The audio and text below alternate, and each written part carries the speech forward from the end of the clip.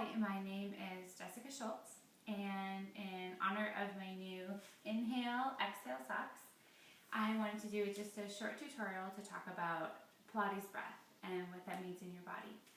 So often my clients will ask me, how do you breathe in Pilates? Because we're working so hard to scoop, it can feel like the inhale breath especially is compromised. So I wanted to talk a little bit about thoracic breathing.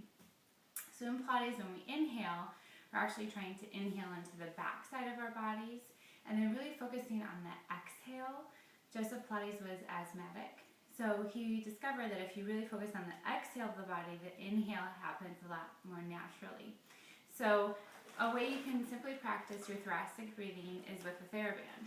So if you take the TheraBand and wrap it behind your rib cage and hold it in front of you, and you don't have to be holding too tightly, but have a little bit of resistance. Inhale, and try to feel the ribs moving against the back of the TheraBand, and then exhale.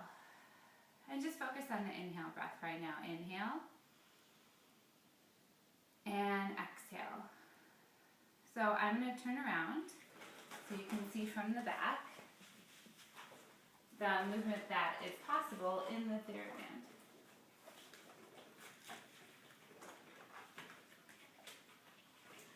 So I'm inhaling and then exhale. And inhaling and exhaling. So try a couple more of those breaths without the TheraBand and see if you can still feel that wrap against the back of the rib cage. Inhale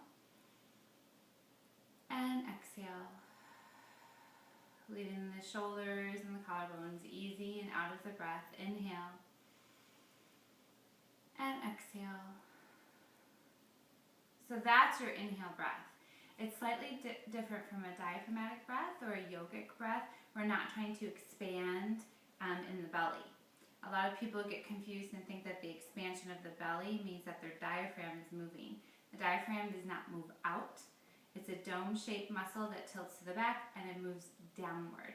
When it moves downward, it pushes against your viscera or your guts, and that's what you actually see moving out. So focusing on the thoracic breathing shouldn't compromise the movement of the diaphragm, because the movement out is separate from the descent of the diaphragm, and that's its purpose.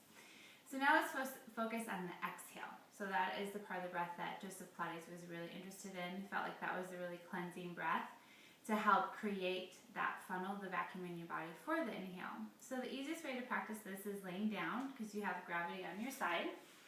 So come onto your mat, onto your back, and just place your hands low on your pelvis. So you want to be close to about where your navel is, and then find that inhale, feeling now maybe pressure into the back of your mat, and then as you exhale, scoop in and up with the belly. So inhale into the back of the mat, and then exhale and find that scoop. And inhale into the back of the mat, exhale, find the scoop of the belly. Just continue with this. And exhale. So as you continue to inhale and exhale, you shouldn't feel too much bracing going on, too much inability to fill with air. And you should feel the inter-abdominal pressure start to shift in your pelvis to actually feel your low back let go. Just try two more breaths this way. Inhale into the back and exhale. Inhale and exhale. If the thoracic breathing is generally the hardest, you can also experiment with placing your hands here to practice your thoracic breath. Inhale, feeling the hands expand, and exhale, scooping deep in the belly. Or you could always place your TheraBand behind you again, and you could even nod it just a little bit. Just again to give you that sense of where you want that breath to be. Inhale into the back of the band and exhale. So then when you go into your 100, you're trying not to move your band.